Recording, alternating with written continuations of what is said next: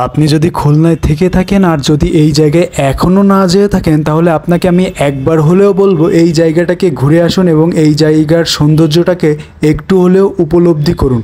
আর এই জায়গাটা এতটাই সুন্দর, এতটাই মনোমুগ্ধকর একটা জায়গা যে এখানে একবার গেলে বারবার যেতে মন চাইবে।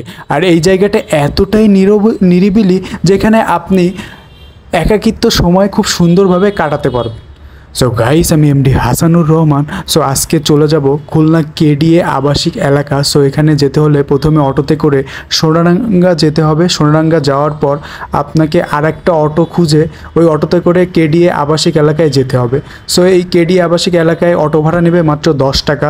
সো এই যে আমি চলে এসেছি খুলনা কেডিএ আবাসিক এলাকায়। এখানে অটো থেকে নেমে প্রথমে এই সুন্দর জায়গাটাকে দেখতে পেলাম। এরপরে দেখছেন এখানে কিছু ছেলে তারা ক্রিকেট খেলছে আর এই জায়গার ভিউটাও কিন্তু অস্থির। এরপরে আমি হাঁটি হাঁটি পা করে সামনের দিকে যাচ্ছিলাম আর আমার কাছে এই গাছটা কিন্তু বেশ সুন্দর লেগেছিলো। আর একটু সামনে যাওয়ার পরে এই সুন্দর পার্কটা দেখতে পারবেন। আর পার্কের ভিতরে এরকম খোলা যদি একটা দোলনা থাকে আর আমি এই দোলনায় যদি দোলনা খাই তাহলে কীরকম একটা হয়ে যায় না গাইস।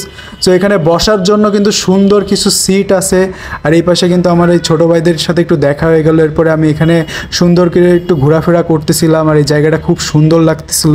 তারপরে এখানে একটু বসলাম, বসার পরে এই জায়গাটাকে এদিক ওদিক দেখলাম। আর এখানে বসার পরে 1 কাপ কফি বা 1 কাপ চা হলে কিন্তু জিনিসটা মন্দ হতো না। সো এইখানে সবচেয়ে আকর্ষণীয় জিনিসটা লেগেছে এই ব্রিজটা। এই ব্রিজটাও কিন্তু আমাকে বেশ ভালো লেগেছে। আর জানেন যে এই ব্রিজে এসে সবাই কম বেশি ছবি তোলে। আর ব্রিজের পাশে এই জায়গাটাও কিন্তু খুব সুন্দর। ছোট ভাই, তোমরা কিসের প্রিপারেশন নিচ্ছ এখন? কোথায় গোসল করবো? হ্যাঁ, এই পুকুরে?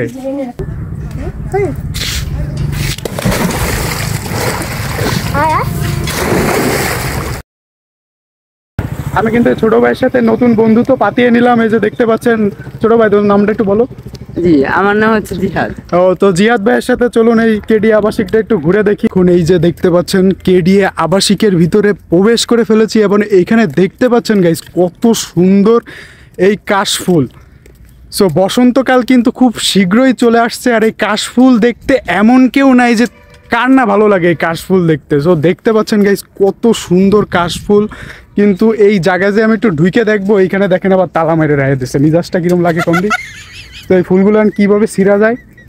তো গাইস, আমি কিন্তু এই যে আমার ছোট ভাই আর এই যে আমি কিন্তু কেডিএ আবাসিকে এখন এই যে সাইকেল জার্নি করতেছি হালকা পাতলা। এই যে দেখতে পাচ্ছেন গাইস অস্থির জায়গা। সো গাইস, চলুন এখন আমরা এই সুন্দর কাশফুলগুলো তুলি।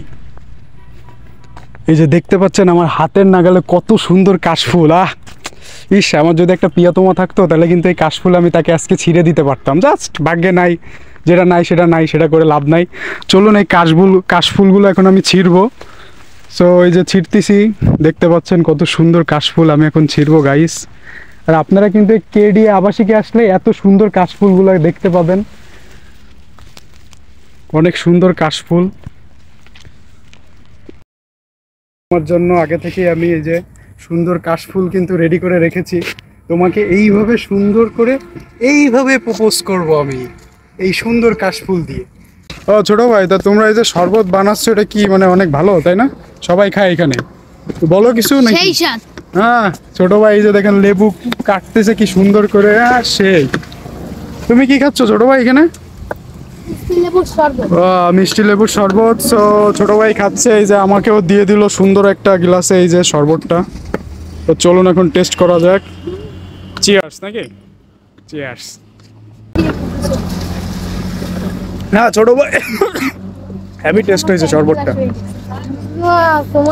হ্যাঁ ছোট ভাই, লজ্জা পাও না, আমরা তোমার বড় ভাই তাই না? লজ্জা পায় লাভ নাই। শরবতটা কিন্তু হেভি টেস্ট হয়েছে তোমার। এই যে আমি খাচ্ছি। দোকানদার আপনারা চলে আসবেন কেডিএর সামনে কিন্তু এই ছোট ভাইয়ের শরবত কিন্তু আপনারা অবশ্যই খাবেন। যাদের তৃষ্ণা লাগে, একটু গলাটা কিন্তু ঝিমঝিম করে, তারা কিন্তু এই কেডিএর সামনে আসলে এই ছোট ভাইদের শরবত পেয়ে যাবেন। এখানে স্পি শরবত আছে, লেবুর শরবত আছে। তো ছোট ভাই, তুমি কিন্তু লজ্জা পাও না, এদিকে একটু তাকাও না তাকালে গাইসরা তোমার কাছে এখানে শরবত খাইতে আসবে কেমনে? হ্যাঁ টাকা। আরে ছোট ভাই লজ্জা পাচ্ছে। যাক, আপনারা কিন্তু এখানে এসে সবাই কিন্তু একটু শরবত টরবত খাবেন ছোট ভাই রাতে। এই ভিডিওটা ভালো লাগলে আপনারা সবাই একটা লাইক আর একটু কমেন্ট, সাবস্ক্রাইবটা করে দিন। এটা করতে খুবই কষ্ট হয়, সারা জায়গায় রোদ যে ঘুরে ঘামায় টামায় কষ্ট করা লাগে।